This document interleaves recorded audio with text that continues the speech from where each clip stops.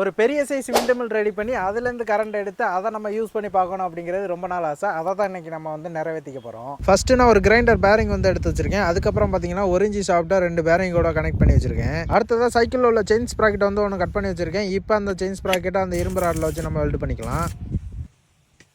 Next 36 volt DC motor வந்து எடுத்து வச்சிருக்கேன். இதுதான் நம்ம விண்டு மில்லுக்கான ஆல்டர்னேட்டராக வந்து ஒர்க் ஆக போகுது. இதை வந்து அந்த செட்டப்புக்கு மேலே வச்சு நம்ம வெல்ட் பண்ணிப்போம். இப்போ அந்த செயின் ஸ்ப்ராக்கெட்டை அந்த மோட்டரை கனெக்ட் பண்ணுற மாதிரி பார்த்தீங்கன்னா ஒரு செயினை வச்சு நம்ம கனெக்ட் பண்ணிப்போம்.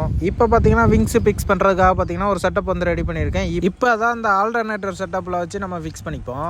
அடுத்ததாக பார்த்தீங்கன்னா நான் 5 இன்ச்சு பிவிசி பைப் வந்து எடுத்து வச்சிருக்கேன். இதில் தான் நம்ம விங்ஸ் செட்டப் வந்து ரெடி பண்ண போகிறோம். ஸோ அதனால பார்த்தீங்கன்னா 3 விங்ஸ் மாதிரி ஒரு ஷேப்புக்கு வந்து நம்ம கட் பண்ணி எடுத்துப்போம். இப்போ அதை நம்ம சீட் போல்ட்டை போட்டு ஃபிக்ஸ் பண்ணிக்க வேண்டியதான். ஃபைனலாக பார்த்தீங்கன்னா இந்த செட்டப்பை ஒரு கம்பத்தில் ஃபிக்ஸ் பண்ணிட்டோம் அப்படின்னா நமக்கு சூப்பரான ஒரு விண்டு மில் வந்து ரெடி ஆயிடுச்சு. ஃபைனலாக பார்த்தீங்கன்னா இந்த விண்டு மில்லேருந்து நம்ம கரண்ட் எடுத்தோமா இல்லையா அப்படிங்கிறத நீங்கள் தெரிஞ்சுக்கணும்னு நினச்சிங்கன்னா ஃபுல் வீடியோ லிங்க் பார்த்தீங்கன்னா நம்ம யூடியூப் சேனல்லே இருக்குது. வேணும்னா ஒரு 8 போய் பார்த்துருங்க.